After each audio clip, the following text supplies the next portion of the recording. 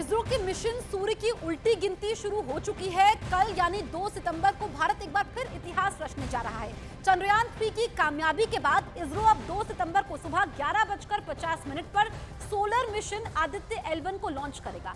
Aditya L1 को launch करने की सभी तैयारियां पूरी कर ली गई है और तय समय पर ही आदित्य L1 मिशन को लॉन्च किया जाएगा। इसरो की तरफ से मिशन आदित्य L1 को लेकर तस्वीरें भी जारी की गई है। तो उल्टी गिनती शुरू हो चुकी है। मिशन सूरज आदित्य L1 लॉन्च के लिए बिल्कुल तैयार है और जिस तरीके से चंद्रयान 3 को सफलता मिली है उसके बाद वैज्ञानिकों के हौसले भी बुलंद है। कल सुबह आदित्य L1 मिशन लॉन्च होगा। सुबह 11:50 पर यह लॉन्च होगा और भारत एक बार फिर से सुनहरे अक्षरों में इतिहास लिखेगा।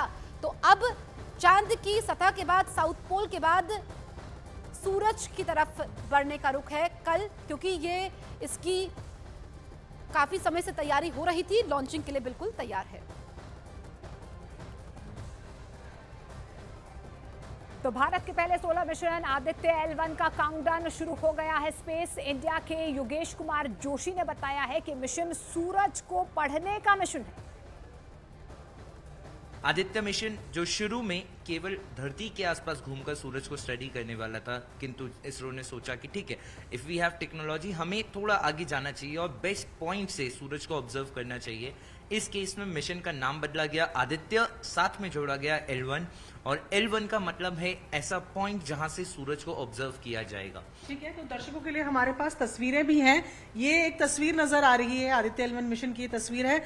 L1 क्यों और क्या है, अगर आप समझा पाए तो मैम, L1 जैसे L जो शब्द है वो लैग्रैंज पॉइंट के लिए बोला जाता है। तो अगर मैं बात करता हूं सूर्य और धरती, इन दोनों के बीच में कोई ऐसा पॉइंट जहां पे ग्रेविटी दोनों बॉडीज की एकदम बैलेंस हो जाए, हमारा स्पेसक्राफ्ट मिनिमम फ्यूल के साथ एक स्टेबल ऑर्बिट में रह पाए और बिना किसी रुकावट के, बिना कोई चीज सामने आए, आराम से सूरज को देख सके, वो पॉइंट है आपका L1। तो आप देखेंगे सूर्य एकदम बीच में है, ये धरती का ऑर्बिट है जिसमें आपकी धरती घूमती है। इसके साथ इन दोनों के बीच में धरती से करीब 1.5 मिलियन किलोमीटर दूर, लगभग 15 लाख किलोमीटर दूर एक पॉइंट है L1, लैग्रेंज पॉइंट। इस सिस्टम में कुल 5 पॉइंट होते हैं। हमने L1 को चुना है क्योंकि वो बिल्कुल धरती और सूरज के बीच में है और बिना किसी रोक टोक के, बिना कोई चीज बीच में आए, हमें कॉन्टिन्यूअस कवरेज दे सकता है सन का। ठीक है, मतलब किसी भी तरीके के एक्लिप्स की बात करें या कुछ और ऑब्स्टिकल नहीं आएगा अगर हम इस पॉइंट पर रहेंगे। ये तस्वीर जरा अगर आप देखें, बहुत अच्छे से इसमें समझाया गया है कि ये पूरा अर्थ का ऑर्बिट है। यहाँ अर्थ है, यहाँ पर सन है और ये बीच का पॉइंट है, अर्थ और सन के बीच का ऐसा पॉइंट जहां से सीधा सन को ऑब्जर्व किया जा सकता है। लेकिन सन की जब हम बात करते हैं योगेश, तो क्या किस तरीके का है सन, कैसा है? जैसे हम देखते हैं एक ऑरेंज कलर का गोला जो हमें नजर आता है, वैसा शांत है? तो मैम, सूरज की हम बात करते हैं, पहले हम शुरुआत करते हैं पुराने समय से, जब हम सूरज को भगवान की तरह पूजा करते थे। बिकॉज धरती पे जो लाइफ है वो सूरज की वजह से ही पॉसिबल है। जब तक हमारे पास टेलीस्कोप से ऑब्जर्वेटरीज नहीं थी, तब तक हम समझते थे सूरज एक ऑरेंज बॉल की तरह आपको नजर आता है। किंतु जब हमारे पास ऑब्जर्वेटरीज आई, हमने सन को स्टडी करना शुरू किया, तो हमें ये समझ आया सन एक स्टेबल बॉडी नहीं, एक स्टैटिक नहीं, it's a very dynamic body, जहां पे हर सेकेंड तूफान आ रहे हैं।